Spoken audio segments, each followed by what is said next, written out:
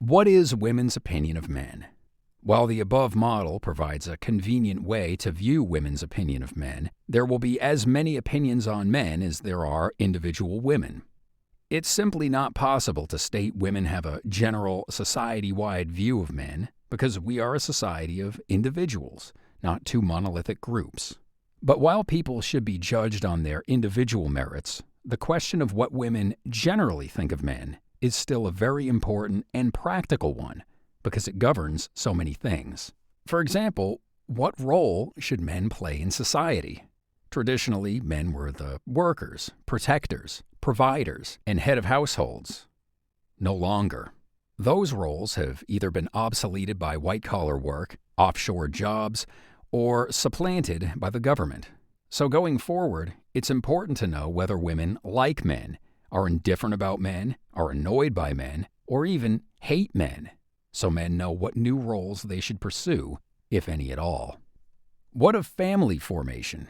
Family formation is critical to the survival of the human race, so it's very important to know what women generally think of men for humankind to continue. Do women want to get married anymore, or would they prefer to be single? Do women want their children to have a father, or would they prefer IVF? Who should raise the children? A dad? A mom? Both? The government? The schools? Do you want a reliable Ward Cleaver husband and father in your life? Or the sexy but absent T-Rash sperm donor doing time in prison? Or the option to choose both while you drop your kid off at government daycare? These may sound like cynical questions, but with half of parents getting divorced and 40% of kids being born out of wedlock, women's overall opinion of men already has great bearing on how and even if families are formed. What of social etiquette and protocol? A man doesn't need a criminal record to have his life ruined. He just has to ask out the wrong girl at work to have his career ended and his finances destroyed. Historically, men asked women out in public, but has the advent of online dating made that too aggressive or creepy for young people today? And speaking of the internet, the case of Aziz Ansari shows how the internet can take an awkward date that would have normally remained private and make it very public by blasting it on the internet, embarrassing a man and ruining his reputation.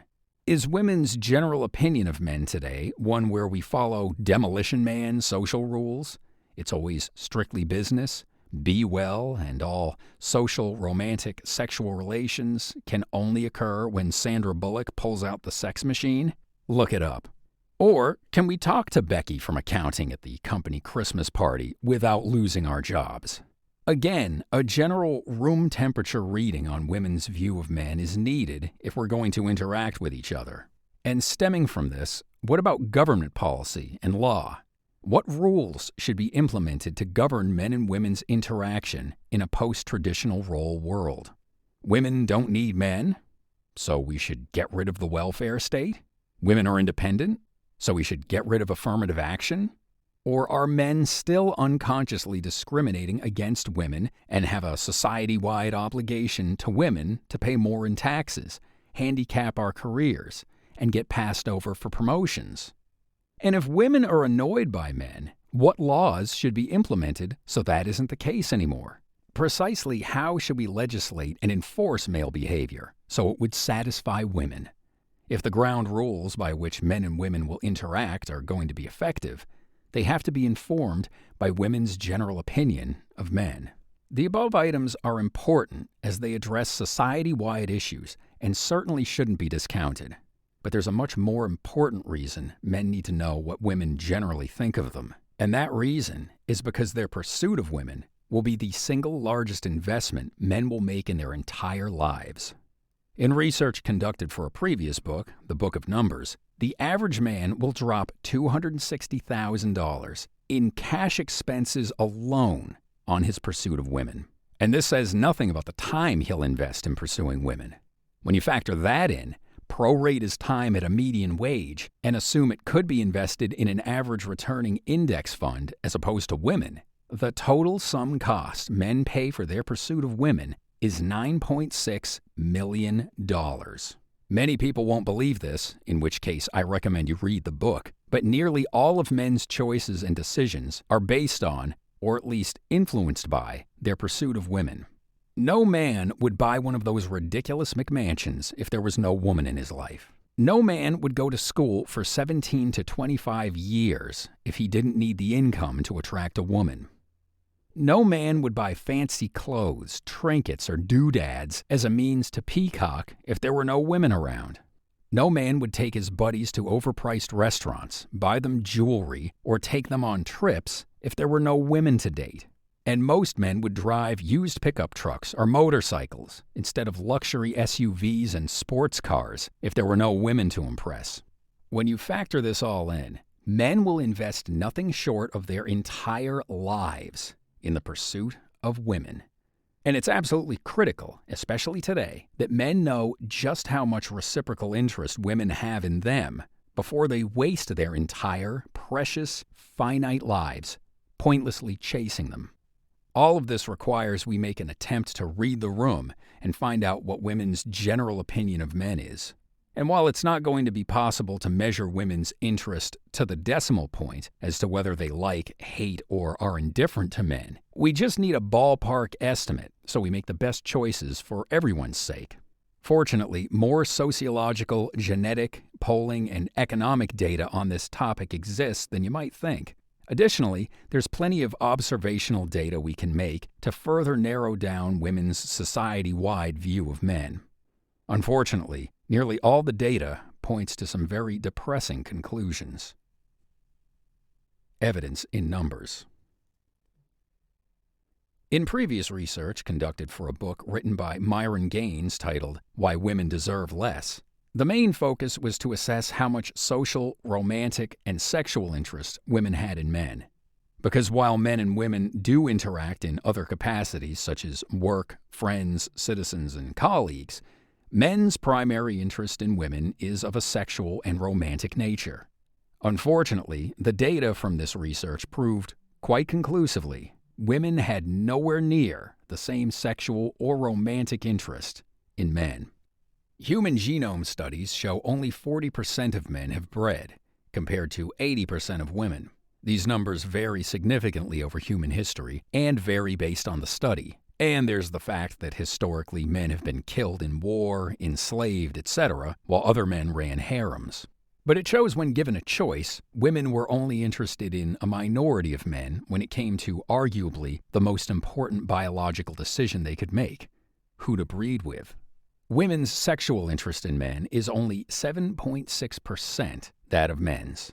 This consolidated number comes from various polling data: sex frequency rates between gay versus lesbian couples, consumption of prostitution, consumption of porn, testosterone levels, and sociological studies, the details of which you can find in Myron's book. Online dating has provided a treasure trove of dating data and insight into women's interests, or lack thereof, in men. The infamous OkCupid poll showed women found 80% of men unattractive. Other reports show women swipe on men's profiles only 3 to 14% of the time. Women are 16 times more likely to match on dating apps than men are. And if you still aren't convinced, look at any Tinder Insights chart and you can visually see just how little interest women have in men. While it's a depressing fact that women are not that interested in men, this is not necessarily a bad thing, because disparate sex drives are necessary for any species to survive. If women had the same interest in men, we'd overpopulate, eat all our food, and die of starvation. And if men had the same sex drives as women, we'd just look at each other, talk about our feelings, and cuddle, never getting around to sex, also bringing about the end of the human race. Still, the fact remains, women are only fractionally interested in men, especially when it comes to romantic and sexual interest. Evidence in women's behavior. Corroborating the data above, you can see women's disinterest in men and, sadly, some annoyance and hatred in their behaviors. Female obesity rates speak directly to women's disinterest in men. If women really liked men, 60% of young women today wouldn't be overweight, they would be in shape, as they would like to attract a man. Furthermore, 70% of women overall wouldn't be overweight, as they would presumably like to make their husbands happy or continue to attract men if single. This doesn't mean these women hate men, but it does mean 60 to 70% of women simply don't care, or more literally stated, prefer food and sloth over the company of a man, even if that man is her husband. Even choosing to be overweight would be fine if men's and women's mutual disinterest in each other would be respected. Women would get fat because they don't like men that much. Consequently, men wouldn't find them attractive and leave them alone. Unfortunately, this does not sit well with some women who shame men for being fat-phobic. This is a form of hate, not just because these women are offended men don't find them attractive, but more so because they're not respecting a man's right to find who he does and does not find attractive, thinking it's their right to now shame and punish him. Sadly, belief in this body positivity canard is common among many women today. Related, if women really liked men, they wouldn't get excessive tattoos, piercings, or otherwise mar their body. This isn't to say some men don't like tattoos or that there's anything wrong with sleeves, bull rings, or having your tongue pierced, but the fact nearly every woman under 50 has one or several shows women are more interested in self-expression than they are men. Men may prefer Ferraris without bumper stickers. Women don't care. We don't need proxies such as obesity or tattoo rates to infer women's disinterest in men. Polling data is out there where women clearly state it. Gen Z women and girls born between 1995 and 2012 rank men 7th place on their priority list, coming behind things like education, travel, experiences, having kids, finances, etc. And millennial women, the eldest of which are facing menopause, still rank men 4th behind careers, education, and finances. Again, they don't hate men. They just like other things more. Divorce has always been a telltale sign of women's lackadaisical interest in men. Even after taking vows in front of their presumed love of their life, women still initiate divorce about 75% of the time. This further proves women's interest in men is not only conditional, but fickle and fleeting. Though nowhere near as serious as marriage, women flake on dates anywhere from 56 to 70% of the time. And then there's online behavior. If there's a ground zero for the modern-day sex war between men and women, the internet is it. And though the internet is not the real world, it does correlate. Sadly, women's online opinion of men seems to skew only one way: bad. Women are either complaining about men and how they failed them, or hating on them, blaming men for all their problems. And though a lot of this may be clickbait internet fanfare, as more people live their lives online, this view of men is increasingly becoming reality. Evidence in culture and institutions. The saying, "when someone shows you who they are, believe them," is very germane here. The Jews in 1930s Germany were certainly told directly and indirectly they were not liked. During Packers-Bears games, people in Green Bay will hang teddy bears in nooses over the overpasses on Highway 41 for all the Chicago Bears fans to see. And when it comes to women's opinion of men, the cultural writing is on the wall and has been for decades. Men just have to see it. Today, Hollywood, and especially Disney, cannot help themselves but base all their movies on an insufferable, strong, independent female girl boss trademark lead. Be it Captain Marvel, Rey from Star Wars, The Rings of Power, Barbie, or the laughable attempt to make Queen Latifah the Equalizer. It's nothing but a relentless, non-stop flood of traitist, pandering diarrhea. The women are perfect. The bad guys are always men. And the shows are ruined by sexual politics. Worse, shows such as She-Hulk and Velma are nothing but pure man-hatred.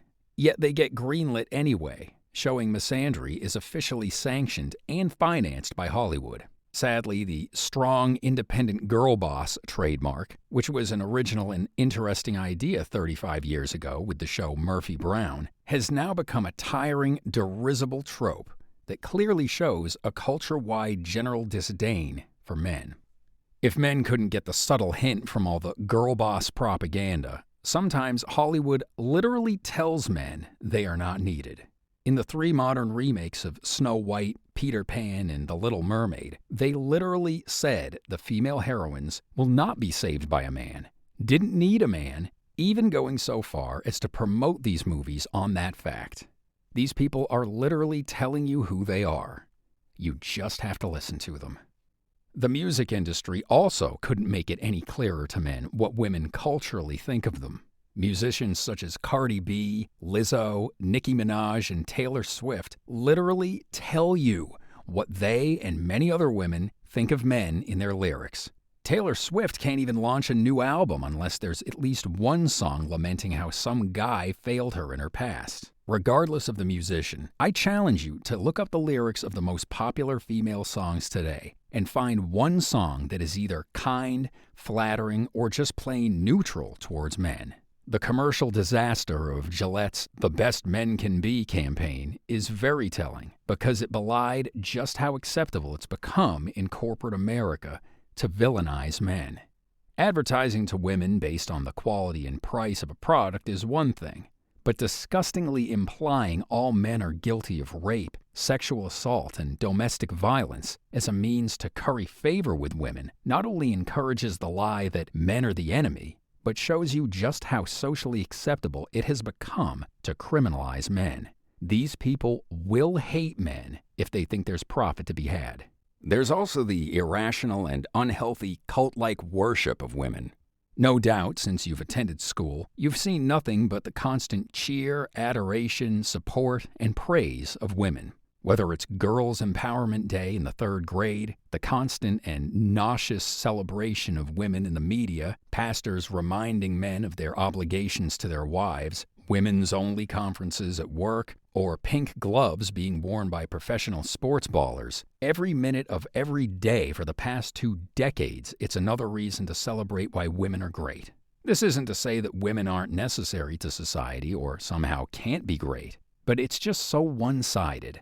And it just doesn't end. For 50 years, men have gotten the message, women are great.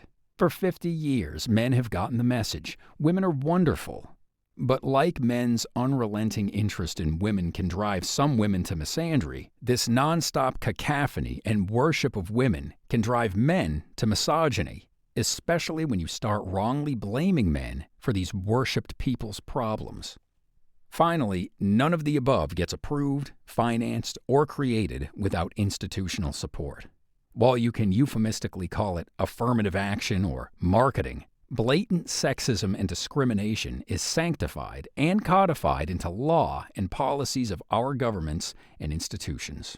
It's perfectly legal to hire women over men. It's perfectly legal to promote women over men. The military laughably promotes women, especially of color, over other qualified people, as do governments in general. Colleges and universities are clearly designed to be welcoming to women and toxic to men. And all the creative industries in our economy cannot seem to stop celebrating women, while also villainizing men. And just because this discrimination is hid behind the noble purported cause of affirmative action or the authority of law and policy doesn't make it right. It's bigotry. It harms men and is therefore hatred against men, whether its intentions were noble, malicious, or not. We can talk all day about polling data, sex frequency studies, pop culture, and anecdotal evidence, but some problems cannot be assessed, and therefore solved, through empirical data and research. Some problems are so multifaceted and amorphous that there's only one way to diagnose them and figure them out. And that way is to use your own eyes, to use your own experiences, and believe them.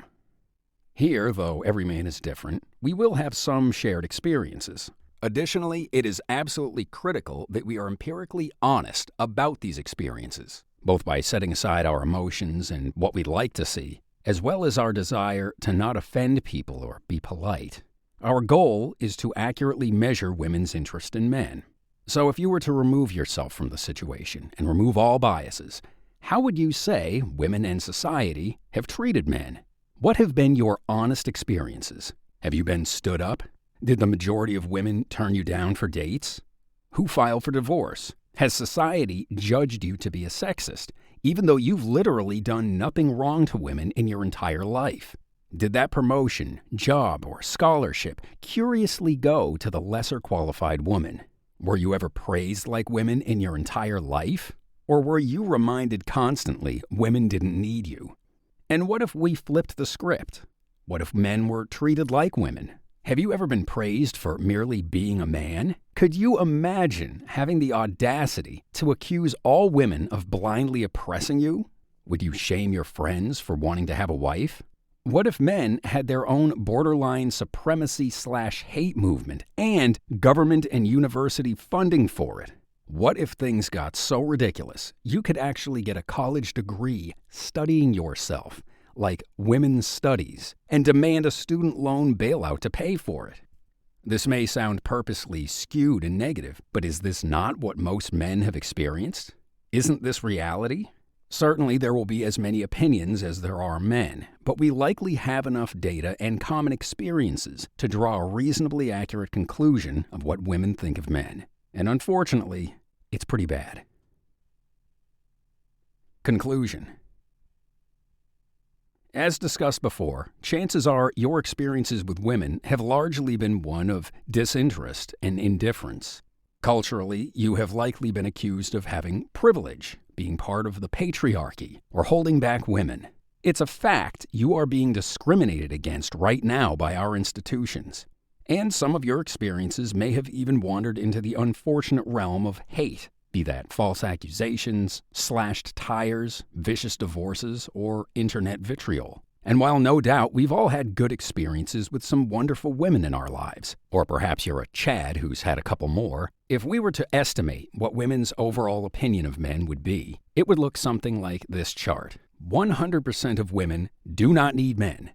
With white-collar work and a generous welfare state, women are factually no longer dependent on men. This doesn't mean they don't like men, but there is not a single woman in the West today who needs a man. 80% of women do not want your average man. This has been borne out by online dating data, but no doubt also reflects the majority of men's personal experiences.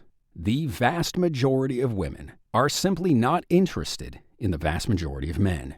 65% of women are annoyed by men, be it complaints of men trying to slip into their DMs, talk to them at a bar, or just what your average girl says about men on the internet. The ratio of positive things being said about men versus negative shows women are clearly annoyed with the majority of men.